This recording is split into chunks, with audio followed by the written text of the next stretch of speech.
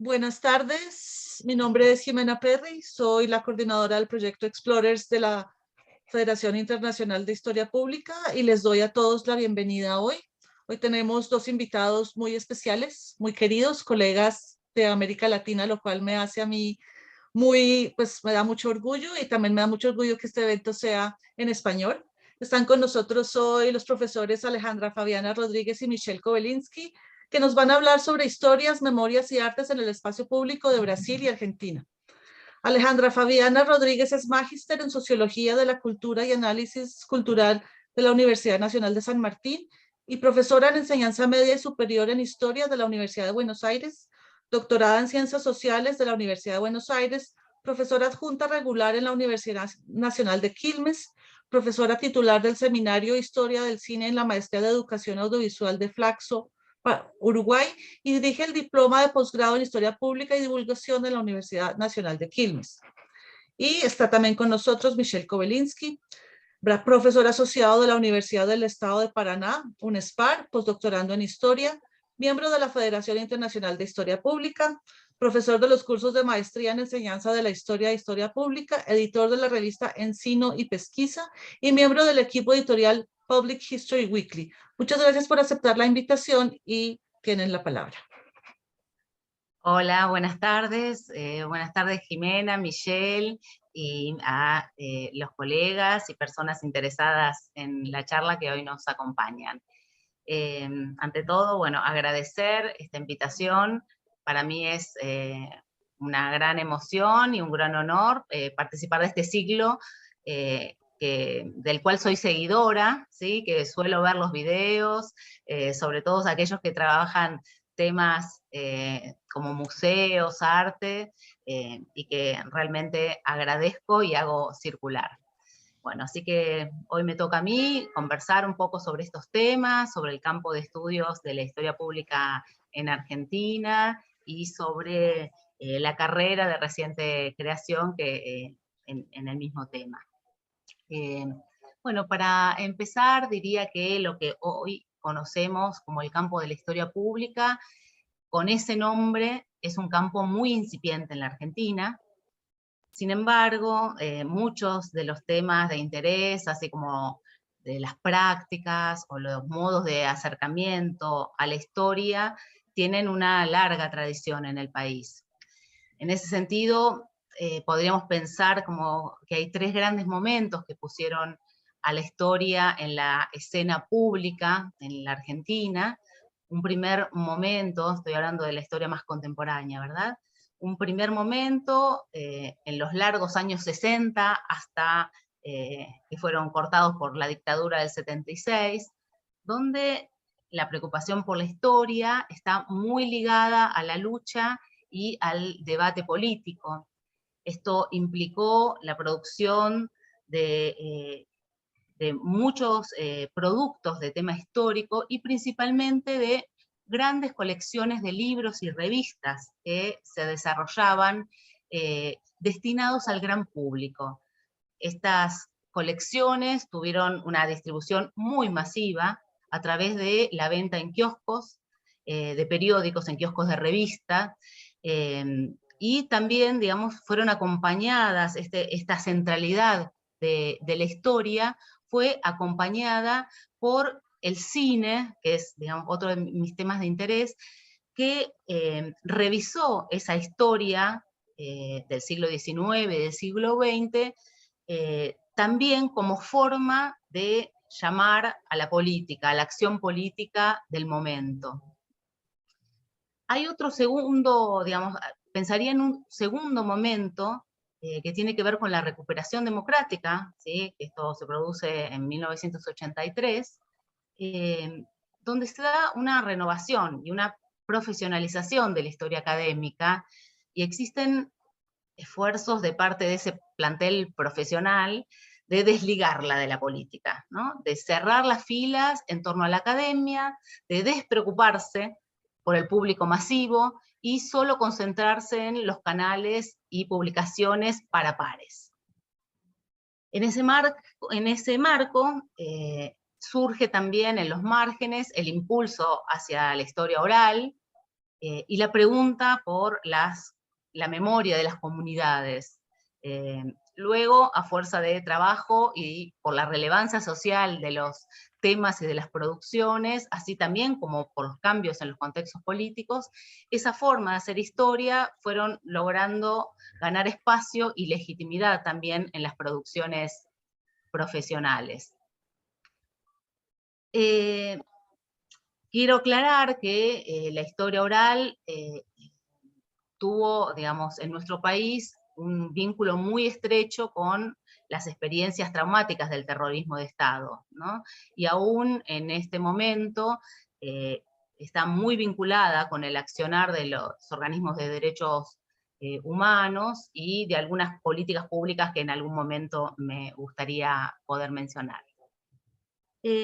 Bueno, después hablaría como de un tercer momento, que diría que se inicia con la recuperación luego de la debacle económica, social y política que fue el 2001, y que digamos, a partir de la recuperación, 2003, 2004, y que tiene su punto culminante en el optimismo de los bicentenarios, ¿no? Luego de este periodo de debacle se impone la pregunta acerca de cómo llegamos a esto, acerca de cuándo se perdió el rumbo, acerca de quiénes son los responsables, y si bien las respuestas van a ser dadas por diferentes actores sociales, todos recurren a la historia en esa explicación. Ahí hay una profusión de películas, en general de género documental en ese momento. Se me ocurre nombrar Memorias del Saqueo o La dignidad de los nadies, de Pino Solanas. Y también una gran producción de libros escritos por periodistas, escritores y algunos también profesionales de la historia, que rápidamente se convierten en bestseller, que tienen muchas reediciones, pero que son libros pensados para ese gran público, y que expanden esas preguntas y derraman esas preguntas y esa búsqueda en el pasado en los medios masivos como la radio y la televisión. Por otra parte, hay otro hito que señalaría en esto de pensar a los historiadores y las historiadoras en relación a los medios y a los grandes públicos y a las grandes audiencias, que es la creación, digamos, que tiene que ver con otra política estatal, que es la creación del canal Encuentro, que es un canal estatal dedicado a temas educativos. Esa creación va a ser la oportunidad que va a llevar a repensar también el vínculo entre los historiadores y las audiencias, pues va a dar la posibilidad a muchos profesionales reconocidos, ¿no?, de pensar productos dirigidos no solo para la televisión, sino para otras pantallas, porque en general las series que se producen van a ser descargables y se van a usar en el sistema educativo. Es decir, se trata de pensar en productos destinados a distintas poblaciones, pero en especial a niños, niñas y a la juventud. Creo que este fue un hito importante para que desde el campo de la historia se moviera y apareciera con un poco más de nitidez la pregunta por la audiencia. Y como decía, el Bicentenario va a ser también un momento para pensar las formas en que me refiero al 2010, ¿sí?, el periodo entre 2010 y 2016, para pensar las formas en que lo histórico se instituye en la sociedad. En 2010 se evidenció la necesidad y un enorme interés social que existía por conocer la historia, y diría también la necesidad inherente a todos los seres humanos de ser narrados, ¿no? En esta ocasión, la calle se convirtió en el escenario privilegiado, ¿no?, de la historia. Desfiles, teatros, danzas, mappings, instalaciones sonoras, visuales, que dieron cuenta de posibles acercamientos a la historia, quizás acercamientos más corporales, más afectivos, que estos eran deseables y posibles, ¿no? Con todo esto que vengo a traer, diría que en este último periodo, a nivel de la academia, se desplegaron una serie de intereses y problemáticas compartidas con la historia pública, y en este sentido, si bien desde 2003 existían mesas temáticas en los grandes congresos de historia de la Argentina, referidas a otras formas de representación de la historia en las artes, como en el cine, en la pintura, en la literatura, se va evidenciando con el correr de los años y con la cercanía también al Bicentenario, el crecimiento de espacios referidos a los usos públicos del pasado y a la divulgación. A nivel institucional, esto se reflejó en 2017 en la creación del Laboratorio de Historia Pública de la Universidad de Itela, en el dictado de seminarios en la Universidad de Uncuyo, también en la incorporación a nivel de grado de una materia, un seminario llamado La divulgación histórica, reflexiones y prácticas desde el oficio del historiador, dictado por un historiador muy reconocido como Gabriel Di Meglio. Creo que en el 2017, 2018, a nivel de posgrado, empieza la Universidad General de San Martín, de General Sarmiento, a invitar a profesores de Brasil a dar un curso sobre historia oral, audiovisual y tiempo presente. Vino Juniel Ravelo, de Río de Janeiro, a darlo. Y bueno, y en el 2018, nosotros de la Universidad Nacional de Quilmes creamos el diploma de posgrado en Historia Pública y Divulgación Social de la Historia, que luego de 3 camadas, hoy se convierte en maestría, ¿verdad?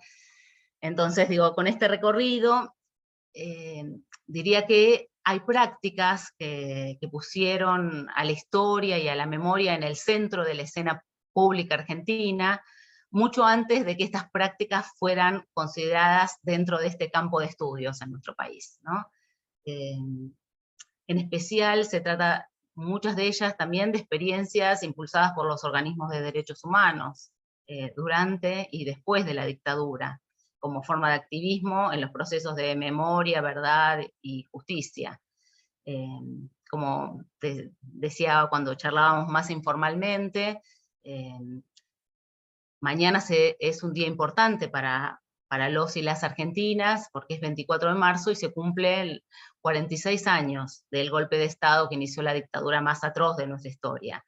Y bueno, digo, después de darle la palabra a mi colega Michelle, me gustaría quizá comentar algunas experiencias que hoy llamaríamos de historia pública, como aquellas que tienen que ver con las organizadas por Barrios por la Memoria y la Justicia, que tienen que ver con acciones de arte y memoria en el espacio público que hoy nos cobijaba, tema que hoy nos cobijaba. Para cerrar, también me gustaría decir que creo que el accionar de la Federación, el viaje de Thomas Cowen también a América Latina, el contacto con la Red Brasilera de Historia Pública, el congreso que ellos hicieron allí, también, digamos, de nuestra parte nos amplió un horizonte, ¿no? Para pensar y para englobar y para darle un nuevo sentido a esas prácticas históricas que ya existían. Muchas gracias, Alejandra. Yo tengo muchas preguntas, pero las voy a reservar para el final. Quería decirle a los asistentes que, por favor, que si están de acuerdo, esperamos a que Michelle haga su presentación y después que haya una conversación y después abrimos preguntas o comentarios o lo que sea. Si no quieren hacerlas abriendo su micrófono, pueden escribirlas en el chat y yo las, yo las leo. Y les vuelvo y recuerdo que este evento está siendo grabado y que después va a ser difundido por redes sociales para que no tengan sorpresas por si de pronto se ven en algún momento en alguna red el video circulando. Gracias, Michelle, tienes la palabra. Gracias. Olá, ¿qué tal? Estou muito contento de participar neste evento da Federação Internacional de História Pública. Agradeço a invitação de Jimena. Estou imensamente agradecido a Alejandra, que aceitou a invitação de uma associação entre las maestrías de Historia Pública en nuestra universidad, UNESPAR, y la Universidad de Quilmes, en Argentina. Alejandra, que nuestra colaboración sea estimulante y productiva. Y es un gran placer estar aquí con ustedes y hablar de nuestras iniciativas en historia pública, un campo apasionante en expansión en Brasil y América Latina. Muchas gracias. Compartiré con ustedes algunas láminas. Un momento, por favor.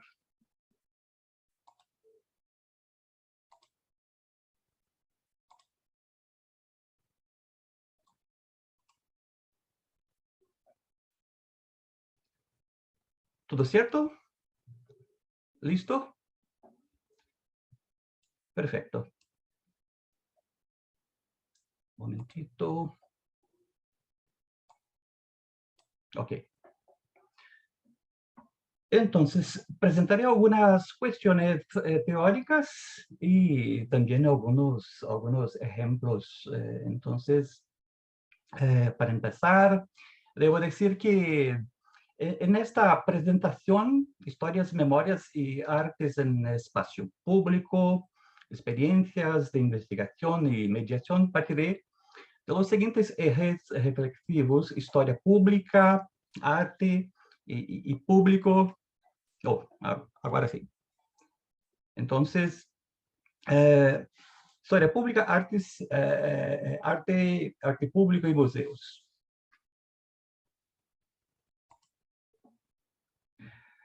Bueno, creo que es importante destacar estos puntos.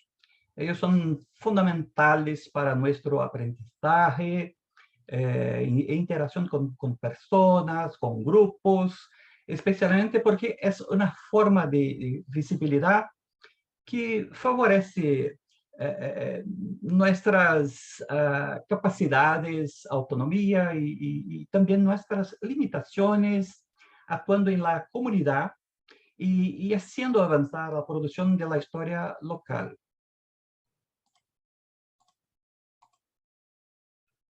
Entonces, desde que empecé con la historia pública, me he inspirado en Nilda Kim. La conocí incluso antes de practicarla, durante mi formación académica. Así que las preguntas que entiendo por historia pública: ¿dónde está la historia pública?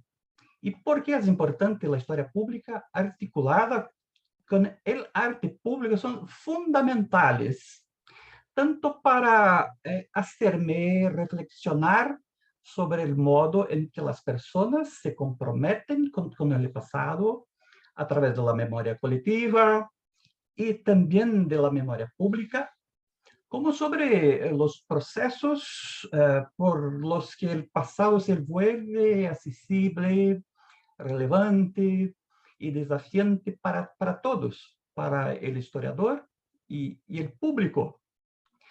Para mí, la historia pública es un proceso complejo de prácticas, compromisos, interpelaciones con los públicos a diferentes niveles, con la aplicación de un proyecto, incluyendo la autorreflexión historiográfica, el contacto y la interacción con las narrativas populares o comunitarias, el intercambio y la colaboración en la interpretación y producción de conocimiento histórico, y también la difusión de este conocimiento en las esferas públicas. Bien, teniendo en cuenta estos elementos, la posibilidad de utilizar fuentes diversificadas y medios digitales son los significados del pasado, de los sentidos de lugar, deben buscarse en las relaciones del historiador con los públicos, que construyen representaciones del pasado, se expresan sobre él y se movilizan. Este concepto se encuentra en un artículo que fue publicado en el periódico Maracanã de Río de Janeiro, pero ¿qué es el arte público?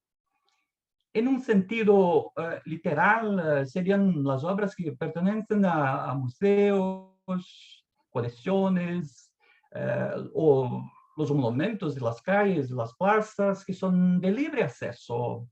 El arte público es el arte realizado fuera de los espacios tradicionalmente dedicados a él, museos, galerías, interferencias artísticas en los hospitales, aeropuertos, y por tanto, pienso que el espectador deja de ser un observador independiente y se convierte en parte integrante de las obras de los artistas.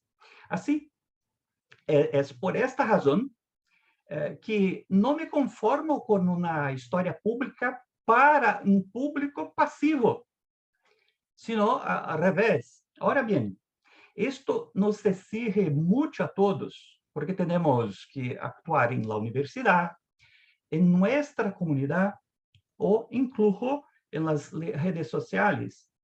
Conciliar todo eso no es fácil, pero es gratificante por los resultados que aporta en términos de experiencia colectiva, aprendizaje, colaboración y coproducción de conocimientos. En las lecciones de Hilda Ken, puede encontrar historia pública en muchos lugares y es necesario revisar constantemente los conceptos, superar los retos con cada descubrimiento. La historia pública está donde quiera que se mire: poesía, paisaje, museos, monumentos, esculturas, conmemoraciones, etc.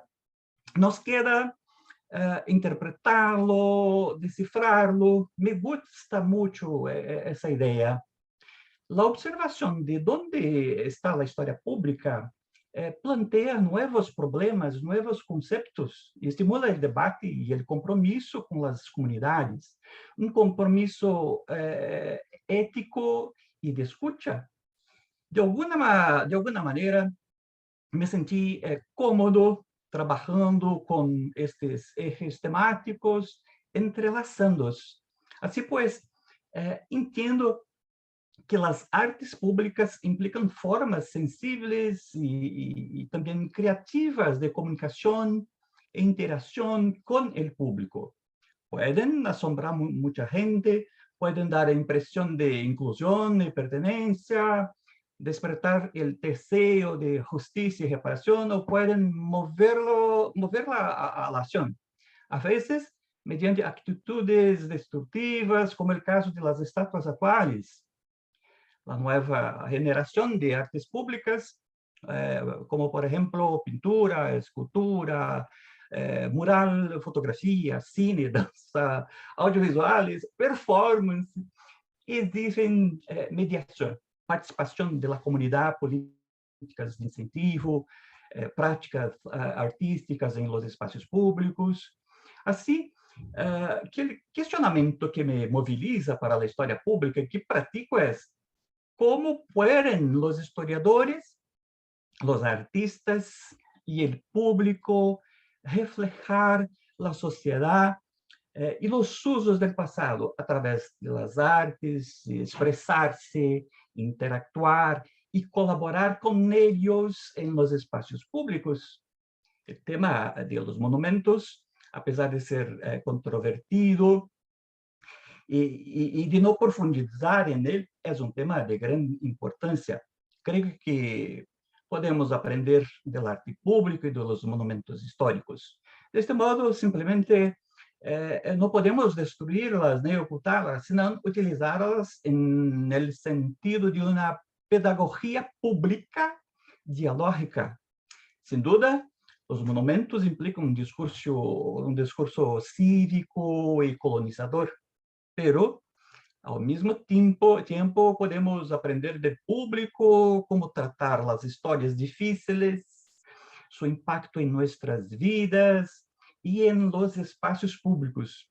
Así, es importante descolonizarlos, hay un potencial pedagógico y artístico en torno a los monumentos que debemos explorar con cautela y sabiduría. El modo en que el público y los artistas pueden interactuar con ellos es una cuestión clave para aprender y rebatir relatos históricos en los debates públicos. Entonces, esas son algunas cuestiones esenciales. Y entonces, ¿y qué hay de nuestras experiencias de investigación y mediación? Les digo que voy a presentar solo algunos ejemplos debido al tiempo que tenemos para celebrar esta reunión. Veamos algunas de ellas.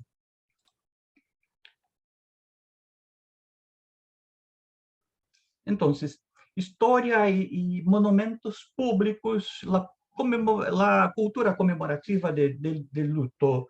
Bueno, entonces, las muertes causadas por la explosión de un vagón de tren en la estación de la ciudad de Paulo Frontin en 1943 siguen despertando el interés del público y llaman la atención de los historiadores sobre los cambios en la cultura conmemorativa del luto. El luto en la ciudad nunca se ha olvidado y al verificar la intención de monumentalización de la estación de ferrocarril, investigamos con la comunidad el interés de los residentes por el tema. En 2017, realizamos una encuesta de opinión pública a 347 residentes. La mayoría de la población, el 66%, quería que se construyera un monumento en honor de los fallecidos en la explosión.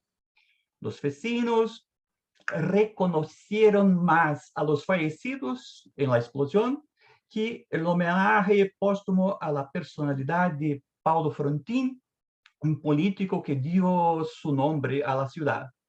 La situación muestra la distancia entre la manipulación política de las emociones y las expresiones las de expresión popular que tienen más sentido y significado porque están vinculadas a las experiencias de duelo en la comunidad.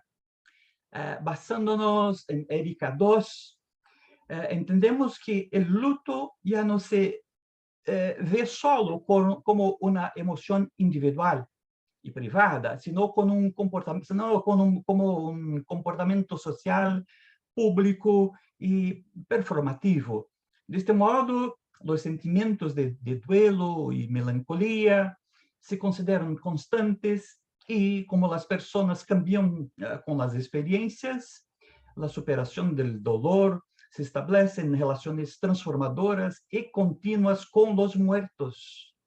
En su momento, la comunidad escribió su historia recompilando información, testimonios, documentos, fotografías, escribiendo libros sobre el episodio que marcó la historia de la ciudad. Con nuestra investigación fue posible identificar los nombres de todas las personas muertas en la explosión, incluso los niños, y enviar los resultados a la Secretaría de Cultura de la ciudad. Este tipo de dirección puede ampliar los estudios sobre la historia local y también sobre la enseñanza de historia, que se ocupan de la memoria colectiva y de una memoria pública traumática, ampliando el poder y la difusión de sus contenidos en los espacios públicos. Entonces, aquí pueden mirar algunas cosas, materia de periódico, algunas fotografías. Entonces, adelante. Bueno, me encantó este proyecto de historia pública e enseñanza de historia. Él es ejemplo de la literatura, un tema que, en mi opinión, debería ser explorado más a fondo por los historiadores públicos. Muy bien. Como soy profesor de Historia de América y da licenciatura de Historia, he intentado reflexionar con mis alumnos sobre la relación entre la historia pública y la literatura. Por ejemplo, seleccionamos algunas obras, entre ellas Yauar Siesta, 1941, de José María Arguedas. Y claro, también trabajamos con crónicas coloniales y la literatura de Silvia Rivera Cusicanqui. Y en resumen, en esta obra, Arguedas reflexiona sobre las dicotomías sociales, lingüísticas y religiosas que separaban a amerindios y castellanos en Perú del siglo XX, y el autor hace una relectura de la sangrienta fiesta introducida por los españoles en la época colonial, donde el toro y el cóndor se convirtieron en animales simbólicos y antagónicos para la cultura y la religión de los pueblos andinos, especialmente en los departamentos de Pucuyo, Apurímac y Ayacucho. Nosotros reinterpretamos la obra de Arguedas sobre la base del aprendizaje basado en problemas y en concepto de la historia pública y también y pedagogía pública.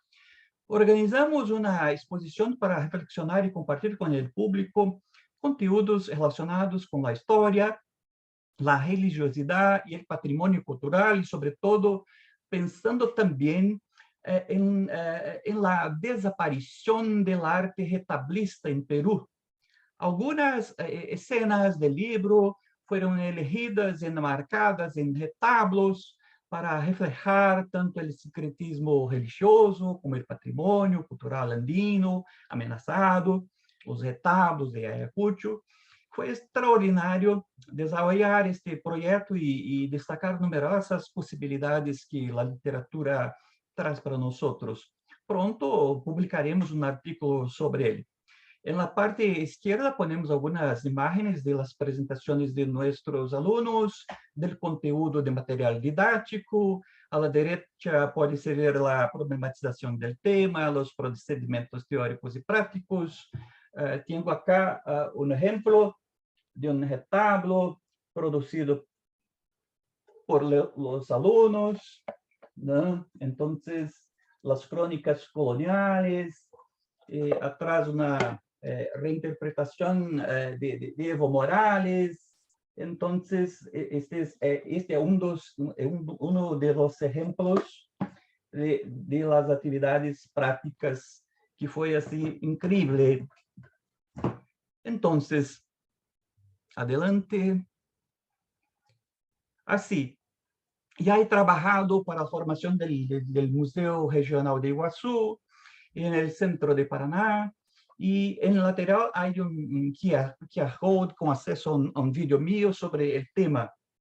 Y las imágenes siguientes se refieren a las actividades vinculadas al protocolo Pop-Up Museu, realizado en 2019. Pero, ¿qué es un pop-up museu? Según Silvia Giordano, pop-up museu é uma instituição efímera, museu móvel, ou exposição aire livre, que existem em lugares temporais ou inesperados, com um forte arraigo na comunidade, cuyo propósito refuerza el compromiso cívico. En las actividades de Pop-Up Museu han surgido nuevas formas de comunicación y creación de contenidos para el público, acercando a las comunidades reales y virtuales a procesos inclusivos, colaborativos, de coautoría. Este protocolo, por ejemplo, nos enseña que, a pesar del corto espacio de tiempo, las relaciones dialógicas producen reacciones positivas en la comunidad, haciendo con que los participantes se interesen más por compartir experiencias y conocimientos, además de agudizar su mirada sobre las exposiciones de los museos y sus narrativas. De este modo, reafirmamos la idea inicial de que las mediaciones son valiosas para favorecer las interlocuciones y las oportunidades de inclusión social, y comunitaria, incluso a la comunidad escolar. Así, se podrá valorar el potencial de las pericias y experiencias de los ciudadanos, portadores de derechos y de una cultura pública democrática e inclusiva. La idea de Museo Pop-up, que es una institución norteamericana, también americana y europea también, nos hizo pensar en el comisariado público, comisariado o curaduría, como quieran. De este modo, los retos de la curaduría o del comisariado público, de compartir conocimientos y experiencias en espacios públicos son enormes, dependen de asociaciones institucionales, la movilización de la audiencia, las delegaciones sociales, la inserción en las comunidades reales o virtuales.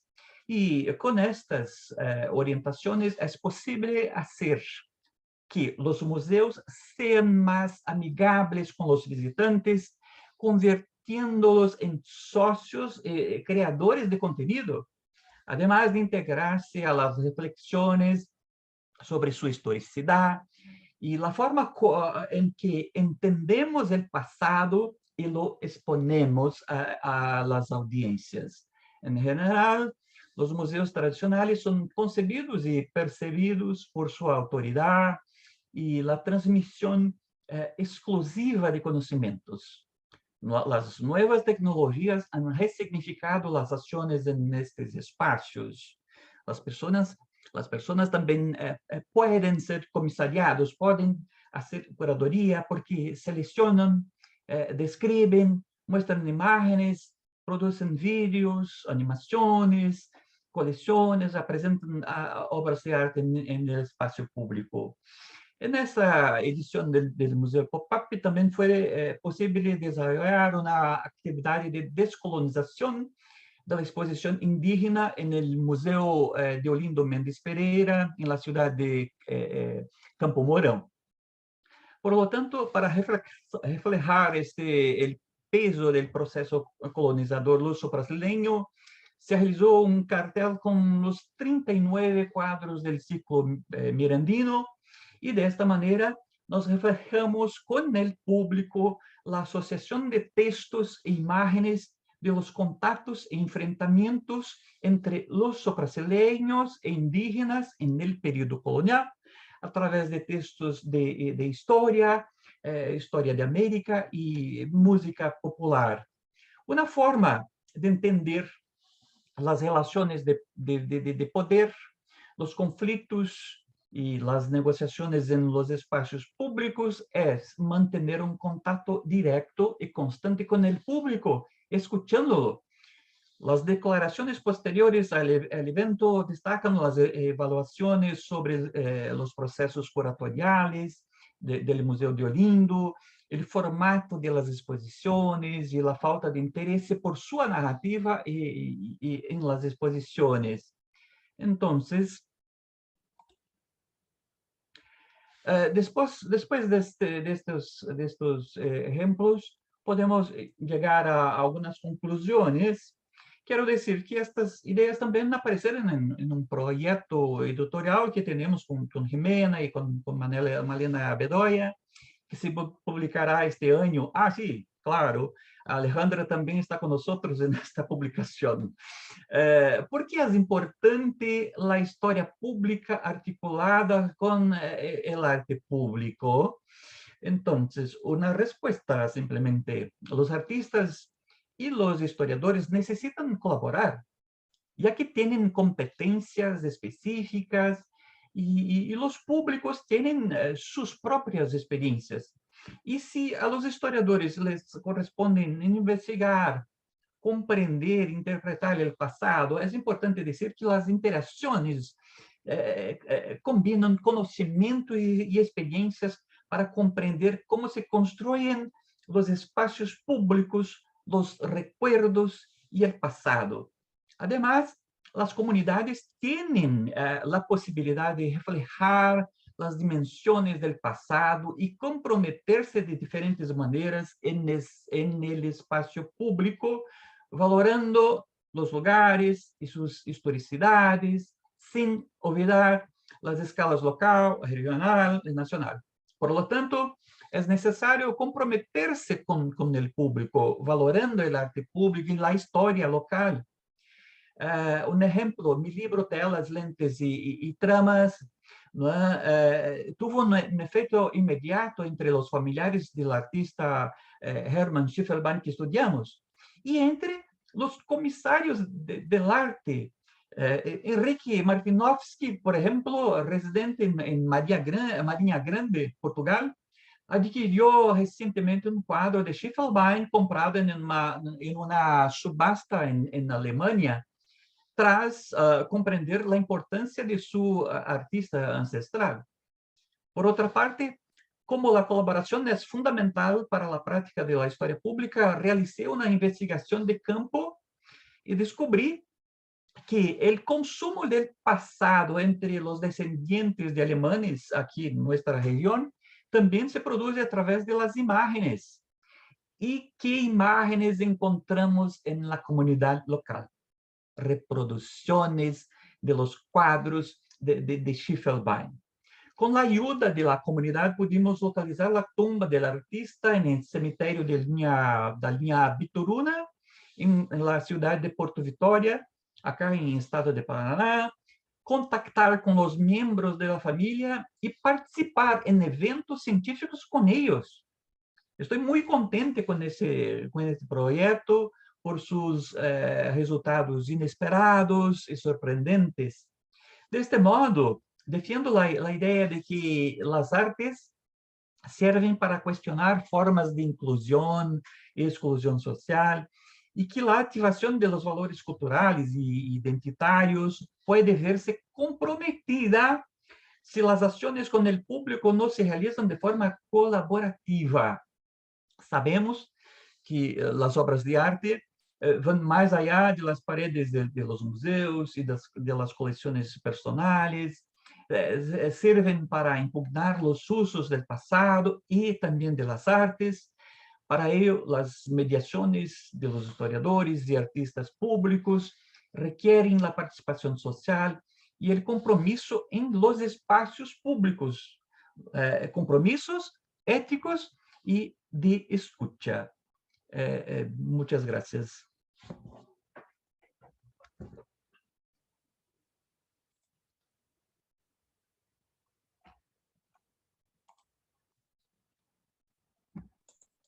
Muchas gracias, Michelle, por esa presentación tan interesante. Qué cantidad de proyectos tan interesantes. Antes de pasar a las preguntas, quiero volver a Alejandra, porque que dijiste que nos querías mencionar algo relacionado con la conmemoración de la dictadura.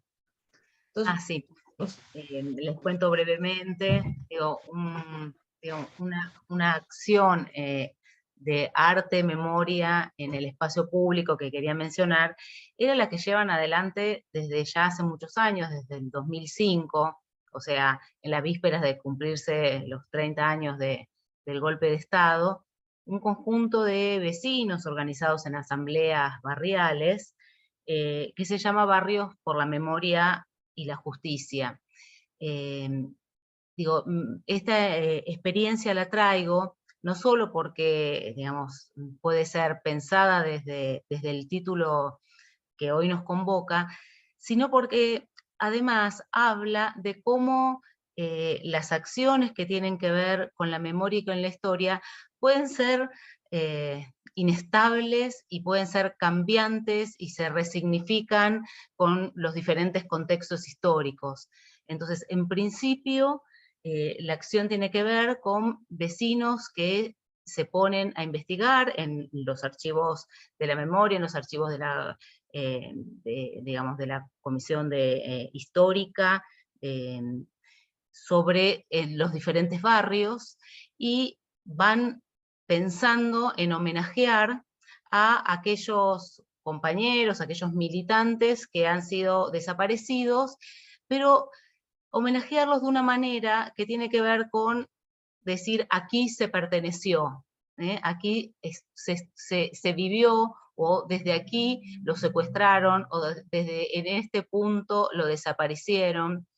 Entonces hay una serie de acciones en todos los barrios, o en gran parte de los barrios de la ciudad de Buenos Aires, que llevaron a estos vecinos a colocar placas en el piso, es decir, baldosas en el piso que recuerdan eso en particular, o sea que en ese sentido podríamos pensarlo como una memoria que resiste al olvido, pero que a la vez que se está señalando que aquí hubo una persona, una historia, para ese momento se convoca a los familiares, amigos, en general se lee una palabra, se arman estas baldosas artesanales que son muy bellas, con cerámicas y vidrios de colores, digamos, se pone el nombre, el momento histórico y demás, pero que también sirven para señalar que también aquí hay un responsable, es decir, se recuerda a la víctima, pero también se señala al Estado terrorista como responsable de esa desaparición, de esa ausencia.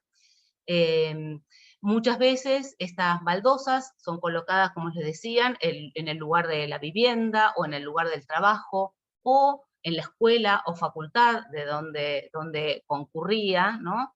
Enclavando esa pertenencia y esa figura que se intentó borrar en la materialidad de la ciudad. Y sembrando también una pregunta, ¿no? Digo, para el transeúnte desprevenido que se encuentra con esas baldosas. Digo, este fue el inicio. Bueno, hubo, qué sé yo, barrios como el de Boedo, que además se plantaron durante 20 cuadras árboles jacarandá, y a los pies de esos árboles jacarandá es donde se puso la baldosa, digamos.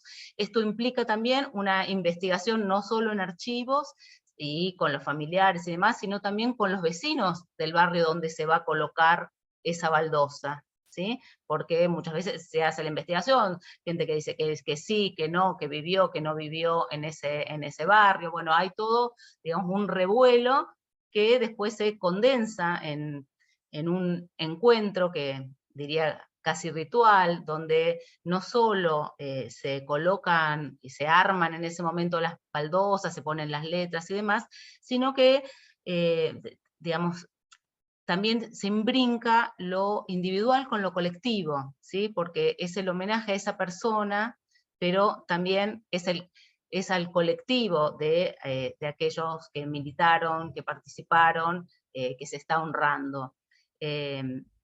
Incluso si nosotros pensamos en lo cambiante de los tiempos, este año se va a colocar la primera baldosa que refiere no ya a un conjunto, a veces hay baldosas que refieren a 3 o 4 personas, la mayoría son individuales, pero a veces hay que refieren a 3 o 4 personas, se va a colocar una baldosa que refiera a los 400, a las 400 personas que, disculpen que estoy admitiendo, a las 400 personas que pertenecían al colectivo LGTB, ¿sí? Y que son desaparecidos, ¿no? Digo, cómo el presente va haciendo necesaria esa revisión de la historia y actualizándola a partir de las preocupaciones del presente. Digo, por ejemplo, desde las humanidades digitales, en los últimos años, ¿qué se ha hecho con esto que han hecho los vecinos de los barrios? Se ha hecho un relevamiento, porque también hay 2 libros que recogen estos testimonios de algunas de las baldosas, por supuesto, alrededor de 800. ¿Qué se ha hecho? Se ha hecho la geolocalización en Google Maps de esas baldosas. Entonces uno puede ver, bueno, aquí vivió, aquí se fue secuestrado, aquí está la comisaría, bueno, puede observar esa geolocalización de aquello que empezó siendo por una persona en particular. ¿Qué otras transformaciones ha sufrido eso que eran meras baldosas? Por ejemplo, hace unos años, alrededor de 2017, un colectivo de teatro, que ahora se me escapa el nombre, empezó a hacer visitas guiadas performáticas, ¿sí? Donde se incluía el teatro, donde se hacía a ciegas parte del trayecto, donde se interpelaba a los transeúntes con carteles acerca de qué puede la memoria. Digo, es decir, sobre esta primera capa se fueron superponiendo otras capas de sentido que actualizaron ese recuerdo, o al menos lo pusieron en el centro del debate de aquellos que participaban. ¿Qué trae la pandemia, por ejemplo? Digo, en la pandemia no se pudo hacer, hay recordatorios especiales cada 24 de marzo, como hay montones de acciones en la Argentina, pero en este caso en particular que estamos focalizando, ¿qué se hizo en pandemia cuando para el 24 de marzo del 2020 estábamos todos totalmente encerrados en nuestras casas? Bueno, se convocó a 50 artistas que hicieran breves intervenciones, breves videos, arrobando a cada uno de los nombres de esas baldosas, generando poemas, lecturas, videos. Es decir, digo, cómo esa memoria, esa necesidad de plantar la historia, de señalar las vidas que fueron, los recorridos, las militancias, pero también de señalar al terrorismo de Estado, se sigue resignificando, ¿no?, en cada uno de nuestros contextos. Eso quería contar muy brevemente. Muchas gracias a Alejandra y a Michelle, y pues abro el espacio para comentarios, preguntas, observaciones, lo que sea del público. El espacio está abierto pueden simplemente abrir su micrófono o pueden escribir en el chat, como quieran. Tenemos la presencia de Liege Barros, que es mi orientanda de la maestría en Historia Pública, está acá. Bienvenida. Hola, Liege, bienvenida. Pues mientras el público se anima, yo tengo una pregunta para Michelle y para Alejandra. Es una pregunta general, es una pregunta más general como de la de la naturaleza de la historia pública. El evento pasado de Explorers se llamaba El Quehacer Público, y hablamos con arqueólogos públicos, antropólogos aplicados e historiadores públicos, y nos referimos como a lo público en general. Entonces, oyéndolos hablar a ustedes que hablan de memoria, de arte, de teatro, me queda la sensación, como igual que la vez pasada, pues que lo público es muy interdisciplinar, ¿cierto? Que estamos metiéndonos con otras disciplinas, y eso a mí me parece muy interesante, me parece muy valioso. Sin embargo, he oído también la contraparte que dice que mucha interdisciplinaridad también hace que perdamos el rigor de cada una de las disciplinas. Entonces les quiero preguntar, ¿ustedes qué opinan al respecto? ¿Cómo sienten que debe ser la labor de un historiador público? Perfecto.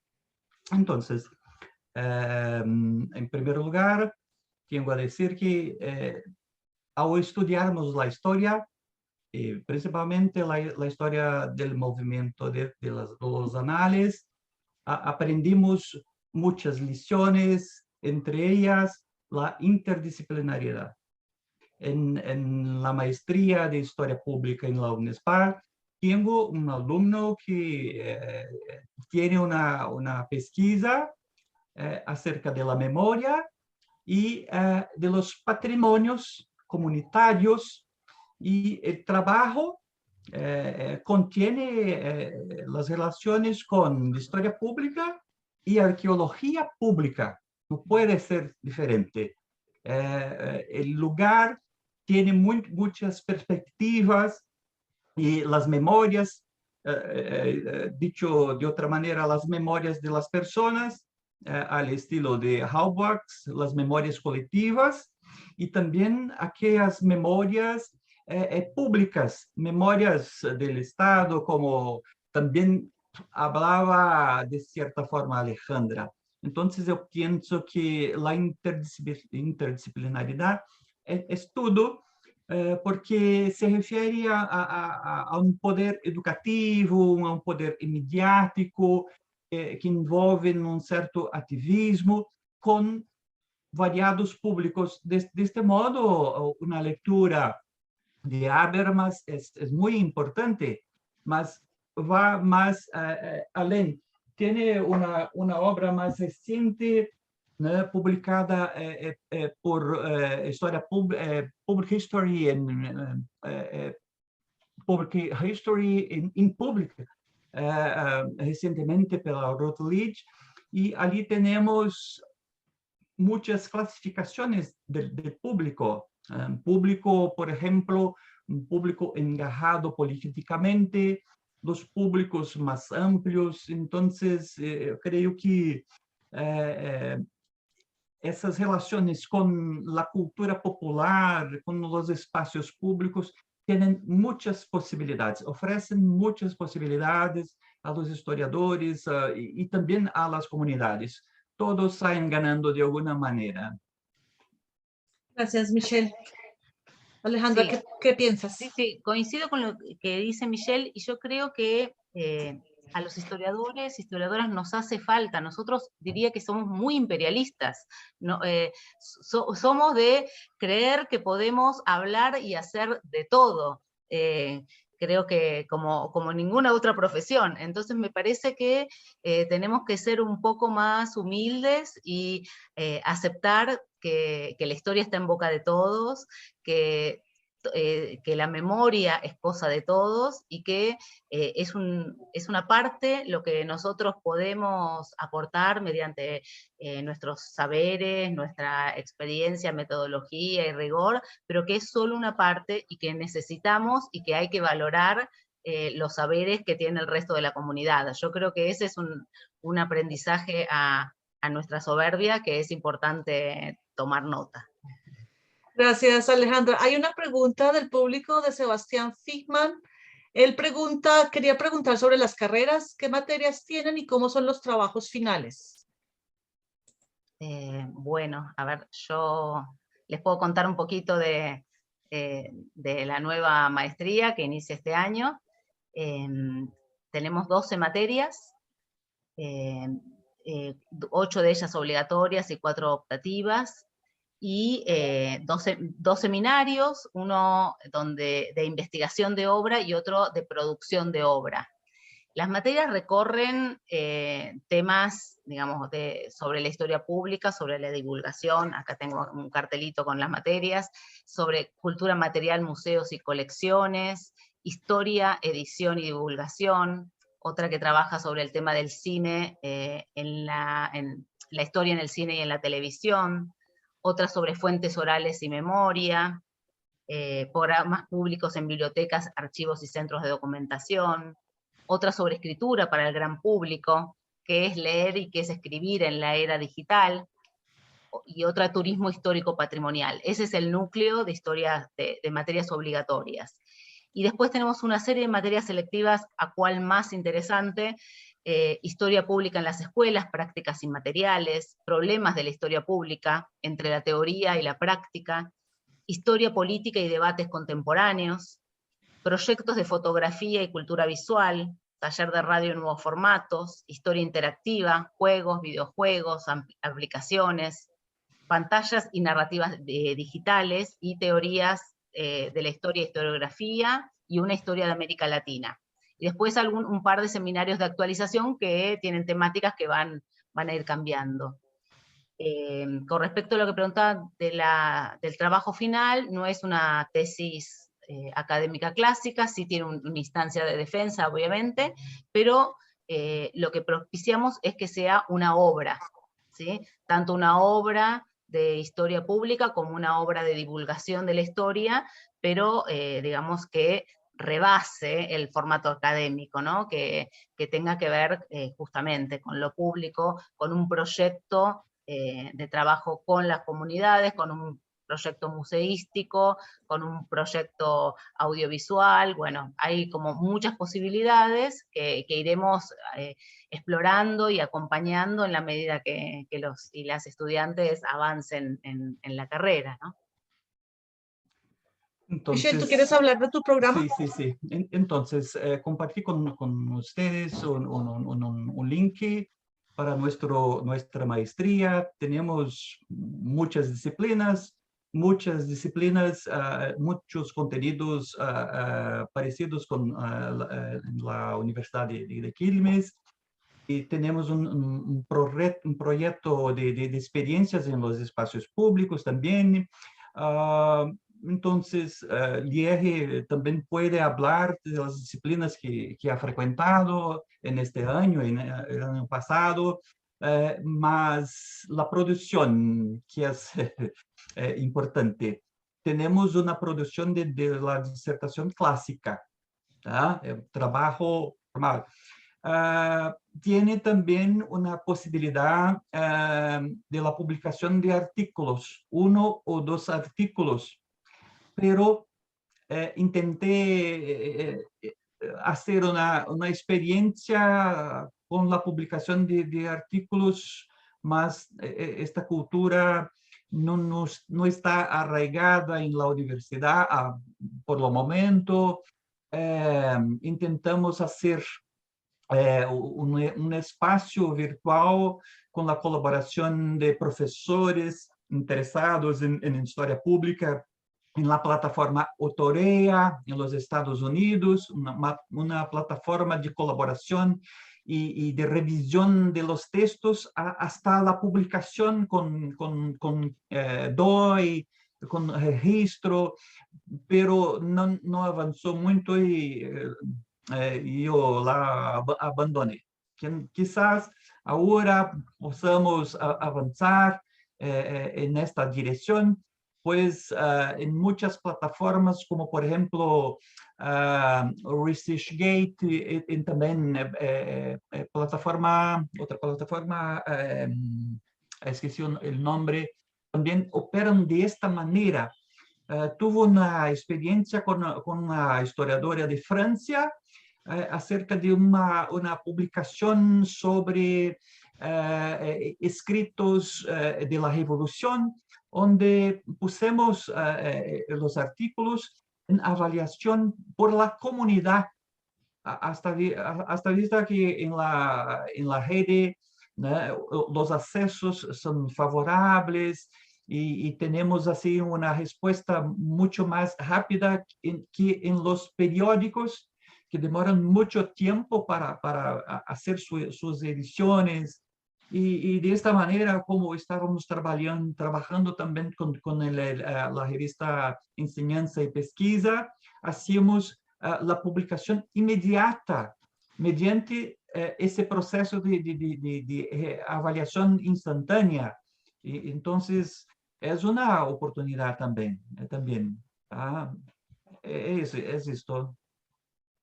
Muchas gracias. El espacio sigue abierto para preguntas, comentarios, lo que quieran. Yo tengo otra pregunta, pero por favor el público no dejen que yo me tome la palabra únicamente. Es que oyéndolos hablar a ustedes me surgen también como inquietudes con respecto a mi propia forma de enseñanza de la historia pública.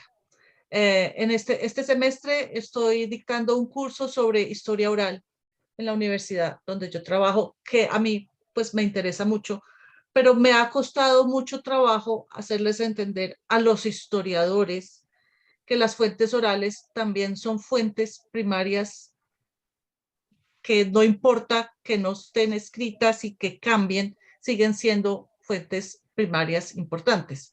Les quería preguntar, ¿ustedes cómo abordan ese tema? ¿Cómo hacen esos ejercicios con sus estudiantes? ¿Cómo lo enseñan a sus estudiantes? Bueno, yo no trabajo ese tema porque trabajo el tema de los medios audiovisuales como versiones de la historia. Sí. Ese es mi materia.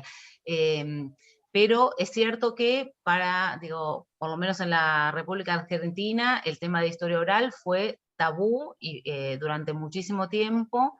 En la academia, y se tardó muchísimo, en que se legitime ese acercamiento. Nosotros tenemos a un especialista, Luciana Batista, que va a dictar la materia, pero, entendemos y en la carrera de grado de historia se observan cada vez más tesis que toman a historia oral como una metodología, que también piensan esos testimonios como fuentes primarias que, digamos, que hablan de lo individual, pero hablan de lo colectivo, que dan cuenta, digamos, de que son cambiantes, de que el recuerdo también es un recuerdo social, ¿sí?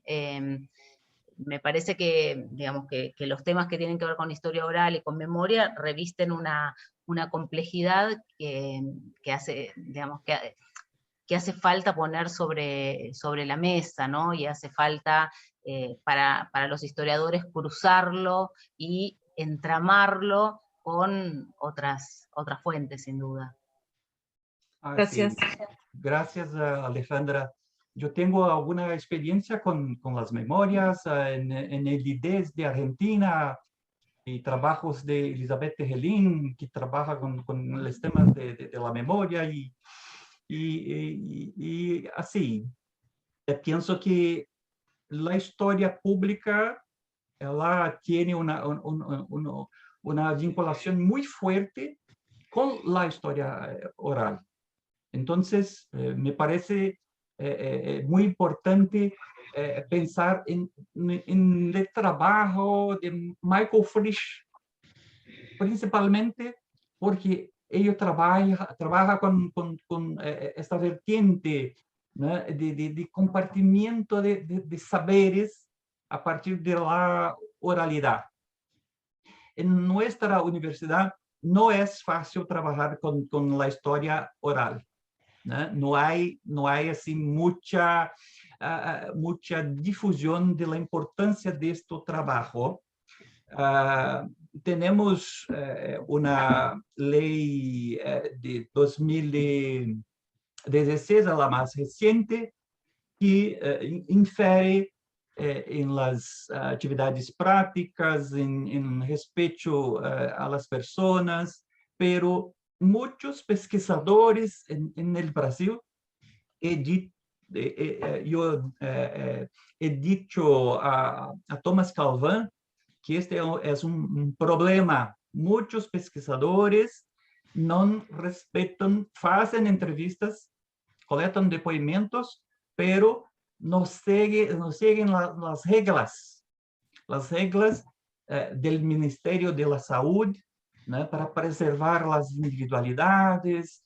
Entonces, yo tengo varios proyectos y trabajo con mis alumnos, ¿no? Atentando siempre para las implicaciones ético-normativas de nuestras pesquisas. En cuanto editor de un periódico, no aceptamos ningún artículo que no sea un artículo que tuvo una revisión en los comités éticos. Mas muchas revistas en Brasil publican sin mirar para esto que es un problema crucial. ¿Dónde está el problema? En la universidad. No trabajar con esos temas desde la graduación. El año pasado yo trabajé con historia pública y historia oral de una forma muy sencilla. Los alumnos adoraron, incluso alumnos de otros cursos, de grado, en licenciatura en pedagogía, en la propia literatura, que no están acostumbrados con este tema. Pero los conceptos también son problemáticos porque nos pensamos en la autoridad compartida, entonces hacemos algunos usos, ¿no? En historia pública sin nos vincularnos a historia oral. Hay apropiaciones y en este sentido tenemos que reflexionar mucho en nuestros artigos, en nuestras prácticas sobre estos problemas. Incluso en los usos de las imágenes, de Internet, de los bancos de datos, entre otras cosas. Entonces, Jimena, es una pregunta muy difícil de responder. yo hablo por mi experiencia, por experiencia en salidas de campo, por experiencias en hacer la cosa cierta. Sí, Es sí, Yo quería agregar que en el sistema educativo argentino está, digamos, en la escuela media sobre todo, está sí muy legitimado y es una forma en general atractiva con que los jóvenes se vinculan con la historia. Digo, en la escuela secundaria, es más, digamos, yo he trabajado muchos años en una escuela secundaria que uno de los proyectos más fuertes era el archivo oral de la inmigración, donde los jóvenes se acercaban a la disciplina, digamos, a través de esa inquietud, buscando, ¿sí?, audiencias, buscando conocidos para entrevistar sobre esa inmigración, sobre esas experiencias de viaje, y después, digamos, que se problematizaba eso que se había recogido con, digamos, con otros textos, con otras fuentes, pero que era como un proyecto central y que con el tema de la memoria y con el, digamos, la experiencia traumática del terrorismo de Estado, en las escuelas en general se aborda desde ese lugar. También ocurre, digo, si pensamos en, digamos, en las formas en que se instituye lo histórico en la sociedad y pensamos en el audiovisual, ahí, digamos, ahí aparece como a veces otra capa de problemas, porque los audiovisuales, los documentales también recogen testimonios, a veces de testimonios de primera mano, y otras veces, por ejemplo, temas que yo estudio que tienen que ver con la representación de los pueblos originarios en la historia, recogen lo que algunos autores llaman posmemorias, es decir, dichos que han pasado de generación en generación y que se conservan en la actualidad, ¿no?, que hacen que también el tratamiento de esas fuentes revista una capa más de complejidad, ¿no? sí, sí, muchas gracias. Lo pregunto porque he encontrado, como dice Michelle, muchos problemas como en cuanto a la ética. Cuando una persona hace una entrevista o un testimonio oral, a veces las comunidades mismas dicen, yo le cuento eso a usted, pero no quiero que lo use. Entonces el investigador, yo creo, no debe usarlo. Sin embargo, hay investigadores que lo usan. Y ahí viene Jimena, una cantidad de problemas éticos Jimena, que tengo a decir, yo uso un ejemplo eh, para nuestros alumnos de lo National Council de Historia Pública en los Estados Unidos, Consejo Nacional de Historia Pública. sí. Tiene muchos ejemplos de enseñanza de historia oral con los niños en las ferias. Ok. Son ejemplos magistrales que yo considero muy importantes. Cuando miramos estos ejemplos, imaginamos una historia pública en las escuelas públicas, con alumnos de diferentes niveles. Tenemos que hacer esto, Jimena. Los Sí, ejemplos están ahí.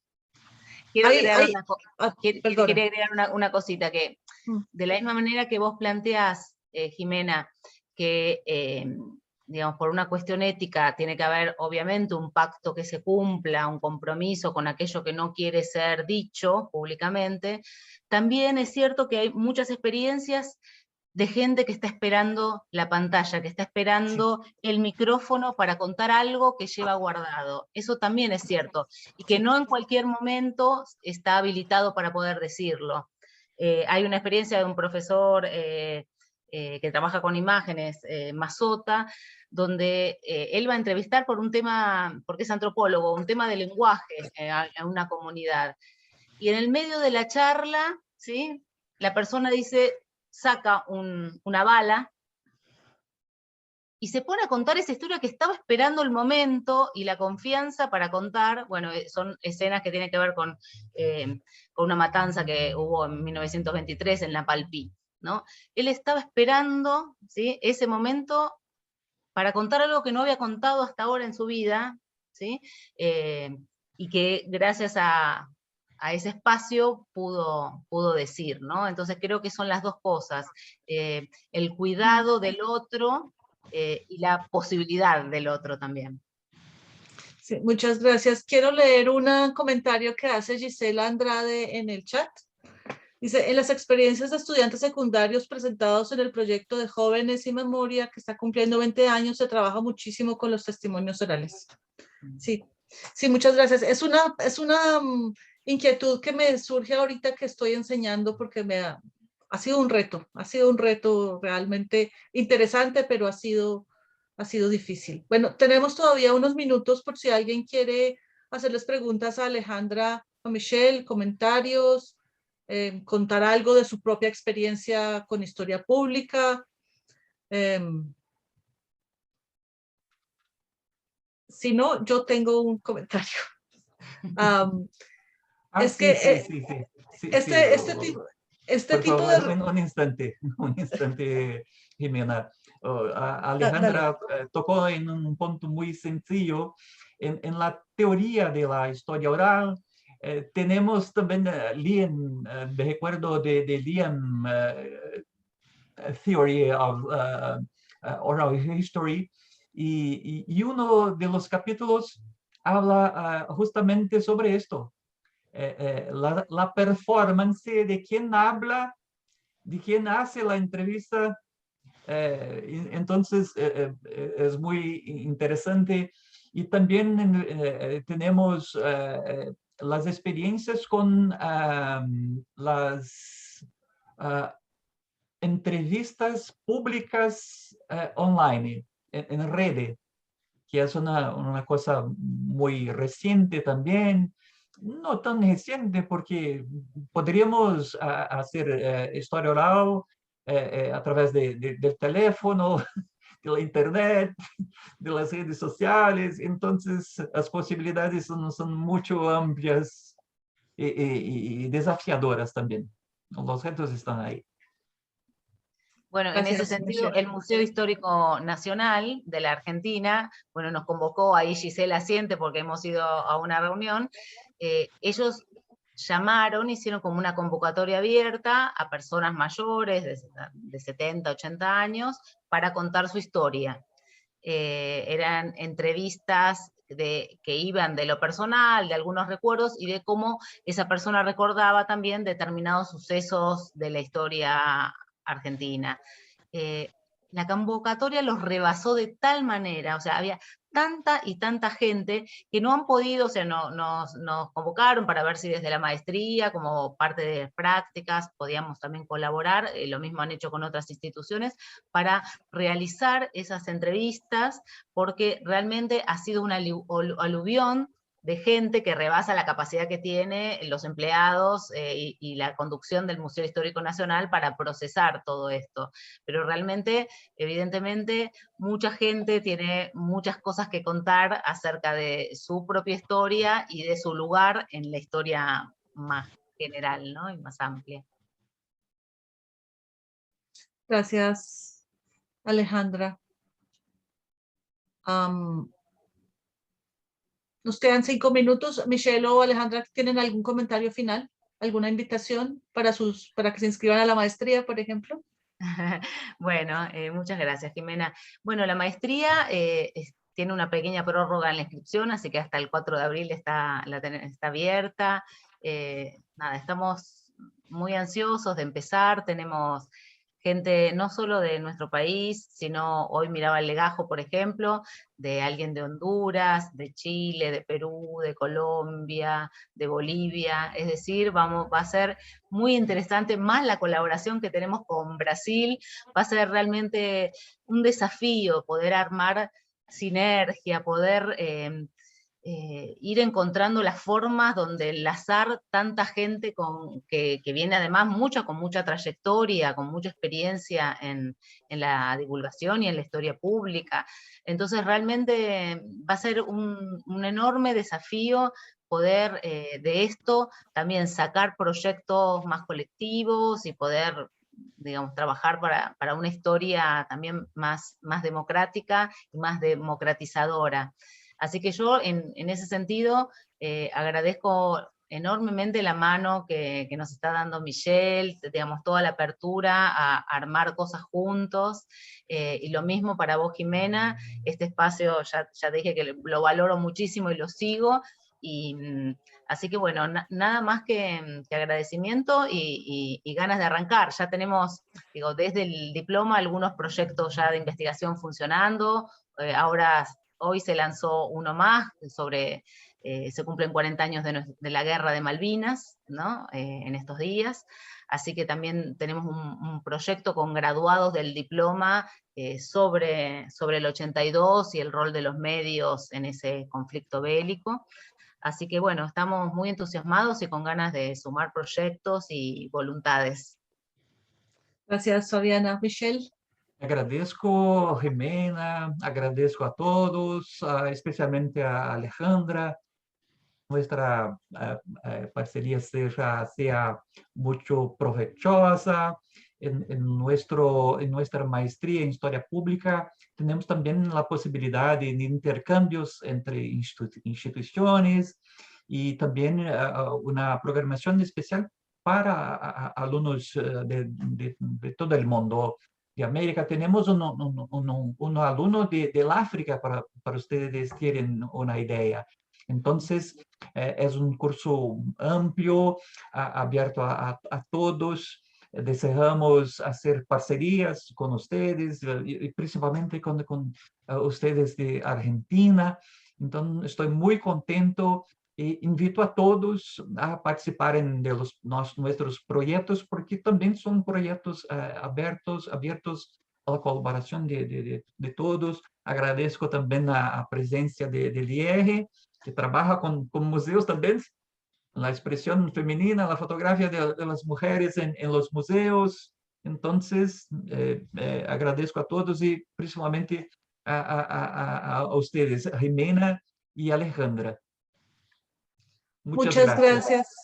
Muchas gracias. Muchas gracias, Michelle y Alejandra, por haber aceptado esta invitación de Explorers, de la Federación Internacional de Historia Pública. Quiero reiterarles que este espacio está abierto, por ejemplo, si consideran que algún estudiante de la maestría tiene un trabajo para presentar, podemos hacer eso. Este espacio es abierto, también invito a toda la audiencia, si tienen proyectos que quieran presentar, estamos abiertos para hacer eso. Aprovecho también para invitarlos para nuestro próximo evento, que es en abril. Todavía no tengo el día exacto, pero es sobre la guerra en El Salvador. Un documentalista hizo 3 documentales sobre la guerra en El Salvador. Entonces vamos a tener esa presentación, lo cual me parece muy interesante. Y le mencionaba a Alejandra al principio que en mayo vamos a tener 2 sesiones con un proyecto chileno que también habla sobre historia pública y arte en el espacio público en Chile. Entonces me parece también que puede ser una buena conexión de pronto también para ustedes. Les haré llegar la invitación. Y pues no más, muchísimas gracias. Este evento a mí me gusta mucho. Todo este año va a estar dedicado a América Latina. Espero que no sea la última vez que nos encontremos y pues muchas gracias de nuevo. Muchas gracias. Muchas gracias. Es un placer conocerlos. Muchas gracias.